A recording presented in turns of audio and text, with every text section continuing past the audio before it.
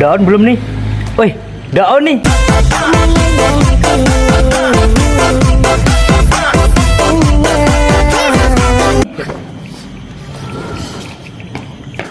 Assalamualaikum warahmatullahi wabarakatuh. Perkenalkan, kami dari kelompok 7 ingin mempresentasikan tentang materi proses sistem data terdistribusi.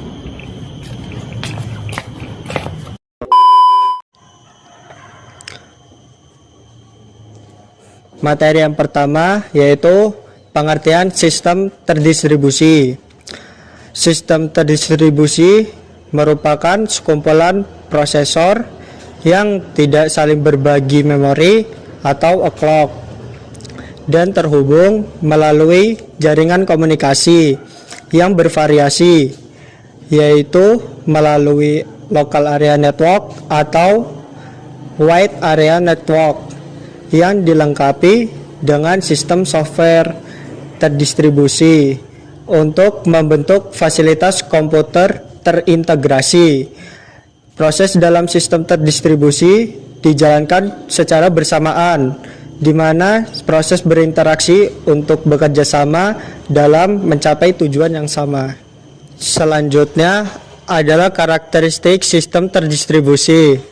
Ada 3 karakteristik sistem terdistribusi, antara lain: 1. Concurrency of components, pengaksesan suatu komponen atau sumber daya, segala hal yang dapat digunakan bersama dengan jaringan komputer meliputi HW dan SW secara bersamaan. Contoh, beberapa pemakai browser mengakses halaman web secara bersamaan. 2. No global clock. Hal ini menyebabkan kesulitan dalam mensinkronkan waktu seluruh komputer atau perangkat yang terlibat, dapat berpengaruh pada pengiriman pesan atau data, seperti saat beberapa proses berebut saat masuk ke critical precision. Yang ketiga, independent colors of components. Setiap komponen atau perangkat dapat mengalami kegagalan, namun komponen atau perangkat lain dapat berjalan dengan baik. Tujuan sistem terdistribusi. Sistem terdistribusi dibangun untuk mencapai tujuan-tujuan yang ingin dicapai. Di antaranya, untuk memberikan akses bagi pengguna untuk dapat mengembangkan sumber daya sistem, meningkatkan kecepatan komputasi, meningkatkan availabilitas atau ketersediaan atau reliabilitas data. Dalam penggunaannya, sistem terdistribusi sangat diperlukan karena: 1. Performa. Sekumpulan prosesor yang dapat menyediakan kinerja yang lebih tinggi daripada komputer yang terpusat. Yang kedua, distribusi. Banyak aplikasi yang terlibat sehingga lebih baik dipisah dalam mesin yang berbeda. Contoh, aplikasi perbankan dan komersial. Yang ketiga, reliability. Jika terjadi kerusakan pada salah satu mesin, tidak akan mempengaruhi kinerja sistem secara keseluruhan. Yang keempat, incremental growth. Mesin baru dapat ditambahkan jika kebutuhan proses meningkat. Kelima, sharing data atau resource.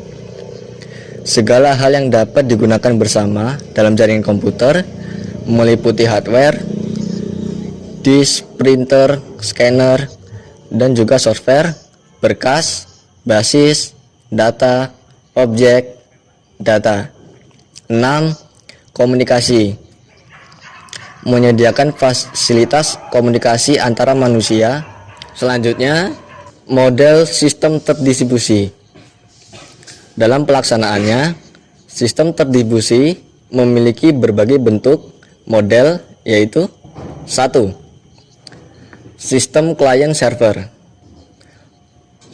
merupakan bagian dari model sistem terdistribusi yang membagi jaringan berdasarkan memberi dan penerima jasa layanan. Pada sebuah jaringan akan didapatkan file server, time server, directory server, printer server, dan seterusnya.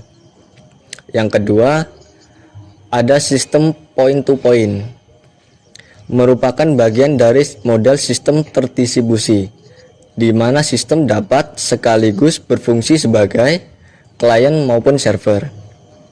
Yang ketiga, sistem cluster adalah gabungan dari beberapa sistem individual atau komputer yang dikumpulkan pada suatu lokasi, saling berbagi tempat penyimpanan data atau stroke, dan saling terhubung dalam jaringan lokal atau local area network. Sistem cluster memiliki persamaan dengan paralel dengan menggabungkan beberapa CPU untuk meningkatkan kinerja komputasi. Jika salah satu mesin mengalami masalah dalam menjalankan tugas, maka mesin lain akan dapat mengambil pelaksanaan tugas itu. Dengan demikian, sistem akan lebih handal dan fault toleran terhadap komputasi. Jadi, permasalahan sistem terdistribusi, masalah dengan sistem terdistribusi yang dapat dimunculkan antara lain berkaitan dengan yang pertama ada software. Bagaimana merancang dan mengatur software dalam distribusi sistem. Yang kedua ada ketergantungan pada infrastruktur sistem. Yang ketiga ada kemudahan akses data yang di-share, memunculkan masalah keamanan yang ada. Dalam setiap penggunaan sistem, banyak sekali ditemui permasalahan-permasalahan yang muncul. Begitu juga dengan sistem terdistribusi. Selain permasalahan yang akan dihadapi, terdapat juga tantangan-tantangan yang akan dihadapi dalam sistem terdistribusi. Materi yang keenam adalah contoh sistem terdistribusi. Contoh yang pertama, internet. Internet merupakan suatu bentuk jaringan global yang menghubungkan komputer satu dengan komputer lainnya, yang dapat berkomunikasi dengan media IP sebagai protokol. Yang kedua, intranet. Terdapat jaringan yang transmigrasi secara lokal, biasanya proprietary, terhubung ke internet melalui firewall, menyediakan layanan internal dan eksternal. Contoh yang ketiga, mobile dan sistem komputasi ubiquitous. Terdapat komputer laptop, ubiquitous computing, handheld device, dan PDA etc.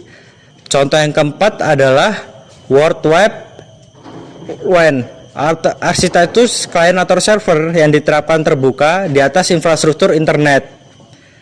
Shared resource melalui URL.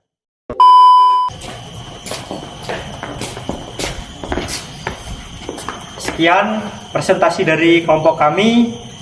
Jika ada salah kata kami mohon maaf.